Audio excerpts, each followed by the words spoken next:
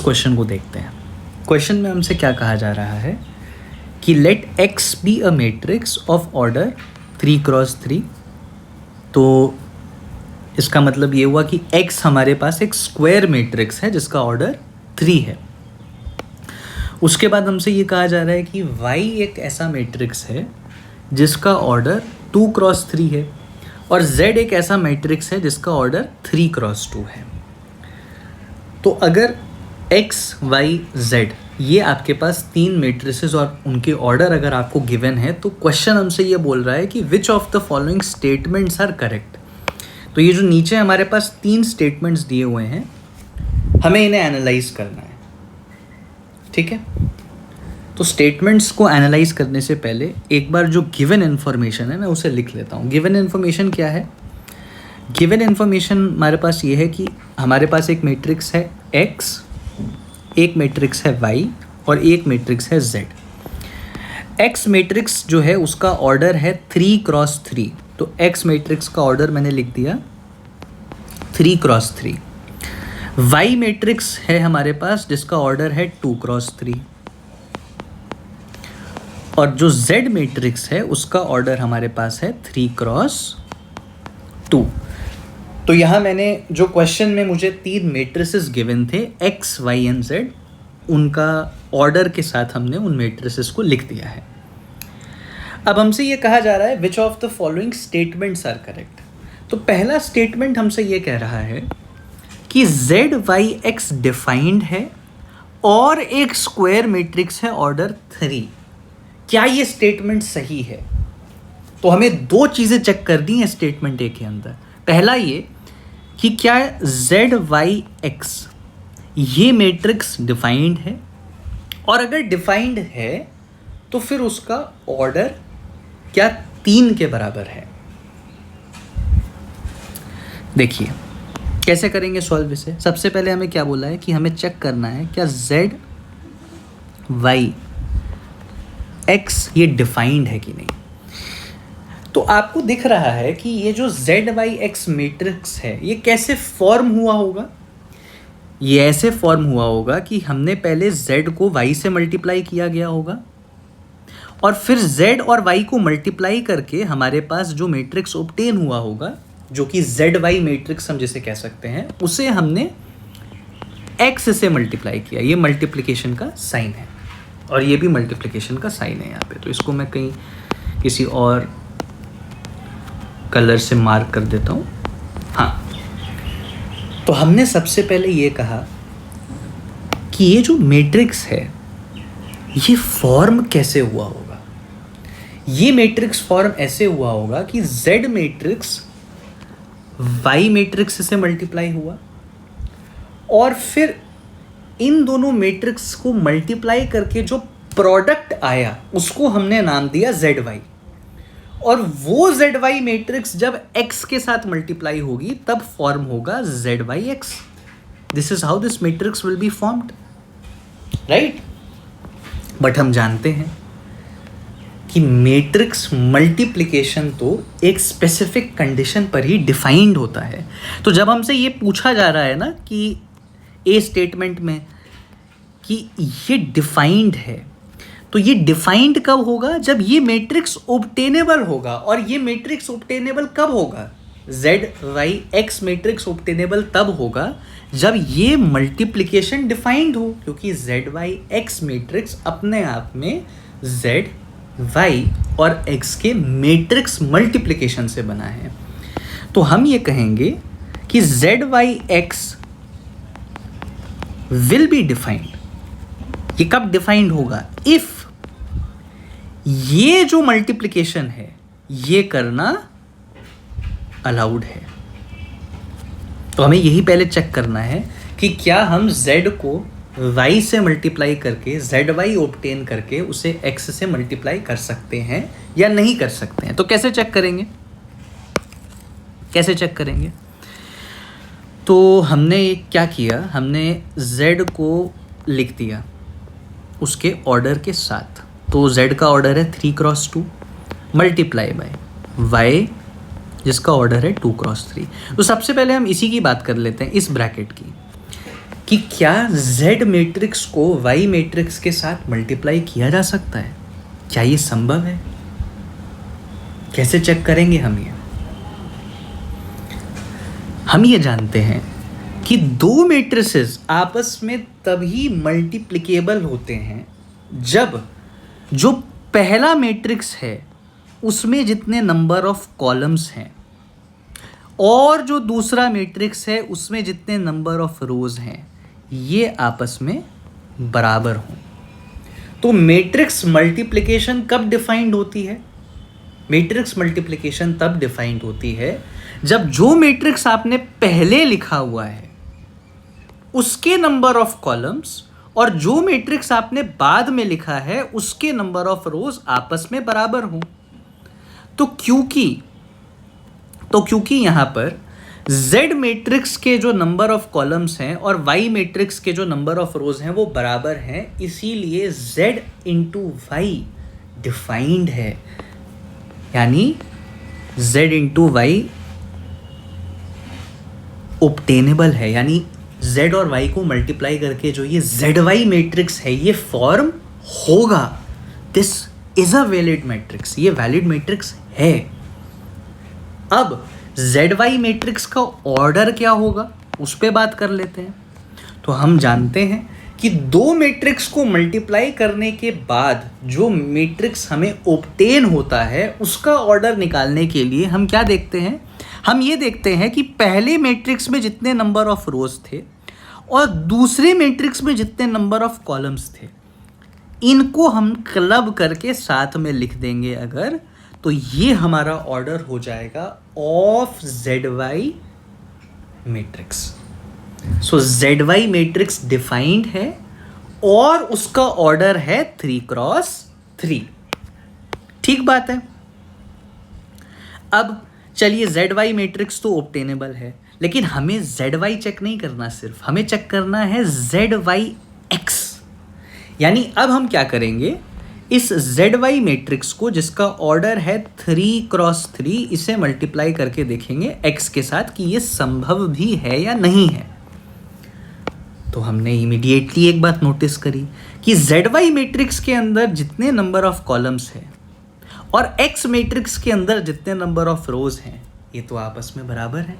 और अगर ये आपस में बराबर हैं तो इसका मतलब ये हुआ कि जो ZYX मैट्रिक्स है ये डिफाइंड है, ये डिफाइंड है। और उसका क्या ऑर्डर होगा? तो ZYX मैट्रिक्स का ऑर्डर निकालने के लिए हम ZY के नंबर ऑफ रोज को और X के नंबर ऑफ कॉलम्स को एक साथ क्लब करके लिख देंगे। तो मेरा जो ZYX मैट्रिक्स है ये क्या डिफाइंड है?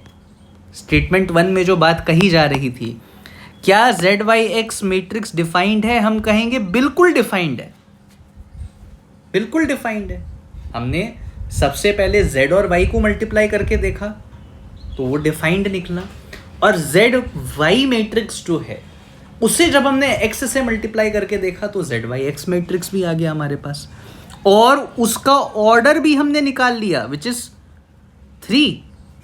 तो ZYX मैट्रिक्स जो है वो डिफाइंड भी है और उसका ऑर्डर 3 है, ये भी हमें पता लग गया। तो ये भी बात बिल्कुल सही है, यानी मैं कह सकता हूं कि जो ये पहला स्टेटमेंट है ये करेक्ट है, ये करेक्ट है।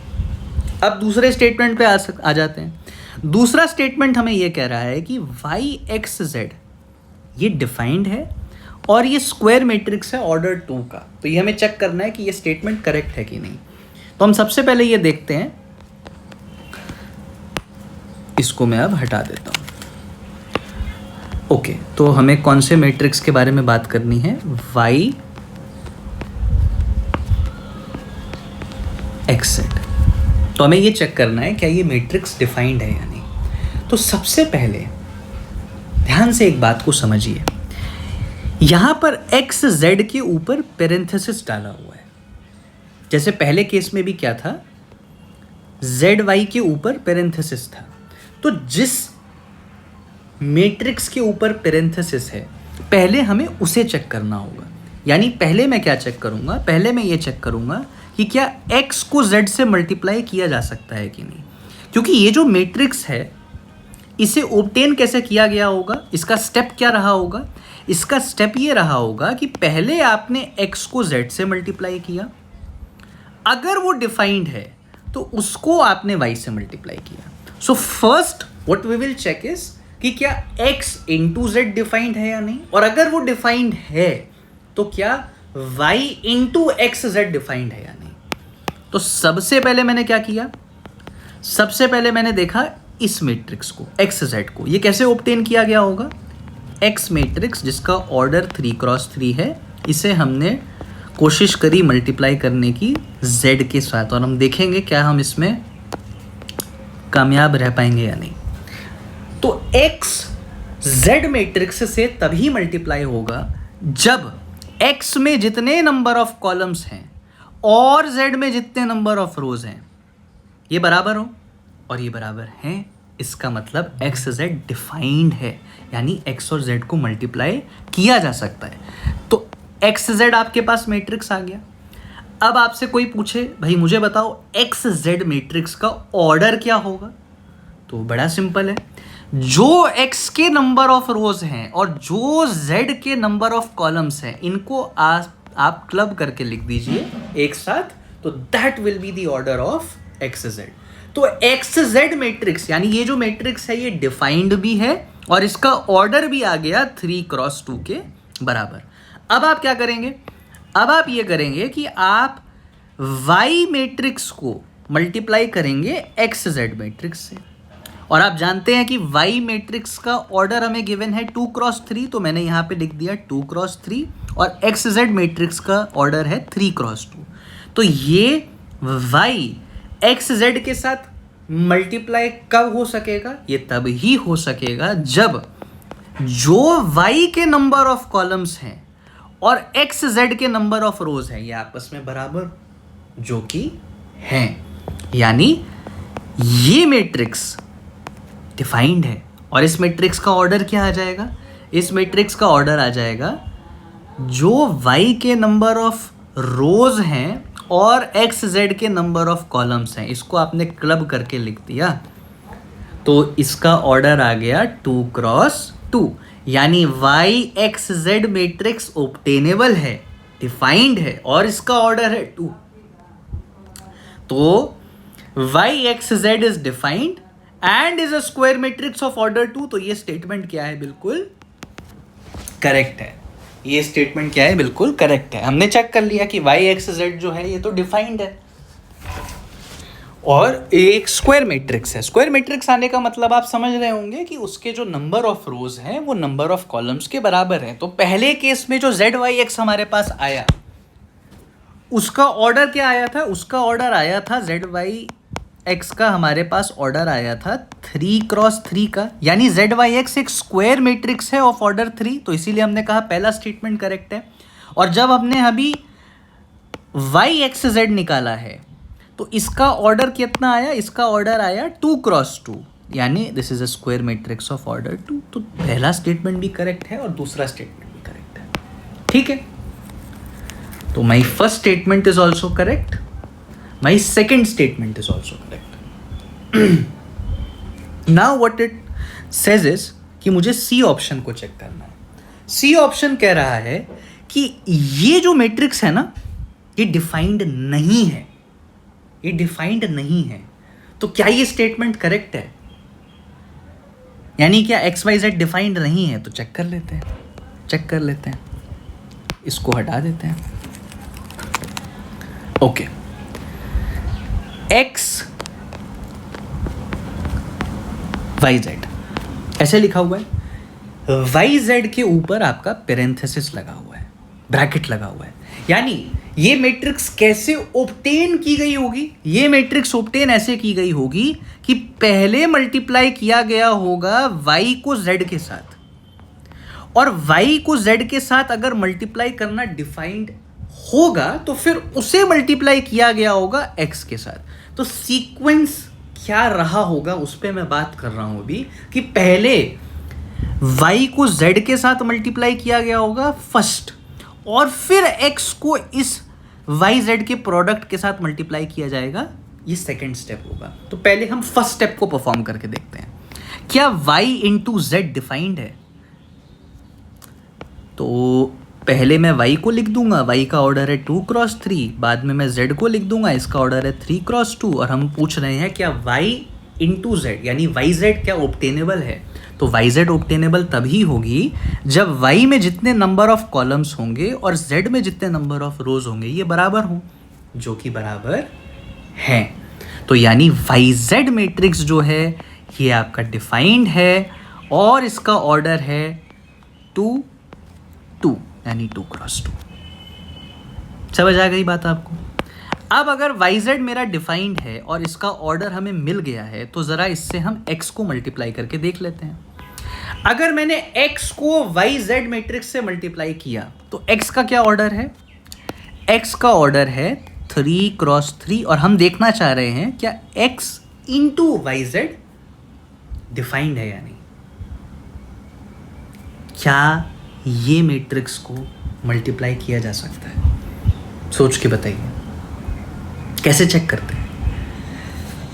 x मैट्रिक्स yz से तभी मल्टीप्लाई हो सकता है अगर x में जितने नंबर ऑफ कॉलम्स हैं और yz में जितने नंबर ऑफ रोज हैं ये आपस में बराबर हों। लेकिन ये तो बराबर नहीं है क्योंकि x में नंबर ऑफ कॉलम्स है 3 और yz में नंबर ऑफ रोज हैं 2। तो हम क्या बोलेंगे कि ये मैट्रिक्स इज नॉट डिफाइंड। भाई आप इन्हें मल्टीप्लाई कर ही नहीं सकते, आप इन्हें मल्टीप्लाई कर ही नहीं सकते, इनके ऑर्डर की तो बात ही नहीं उठेगी। भाई इस मैट्रिक्स के ऑर्डर की बात तो तब उठती ना जब ये मैट्रिक्स ऑब्टेनेबल होता, और ये ऑब्टेनेबल तब होता जब x को yz से मल्टीप्लाई किया जा सके। जब वो आप कर ही नहीं सकते, जब वो आप कर ही नहीं सकते मल्टीप्लाई, तो उसके ऑर्डर की तो बात करने का सेंस ही नहीं बनता। तो ये तो अपने आप में ऑब्टेनेबल ही नहीं है मैट्रिक्स, यानी ये डिफाइंड नहीं है। यानी ये जो तीसरा स्टेटमेंट है ये भी सही है, और इसीलिए हमें सिलेक्ट करना है कि कितने स्टेटमेंट्स इसमें से और कौन कौन से सही हैं। तो इसका आंसर हो जाएगा option number D, which is A, B and C।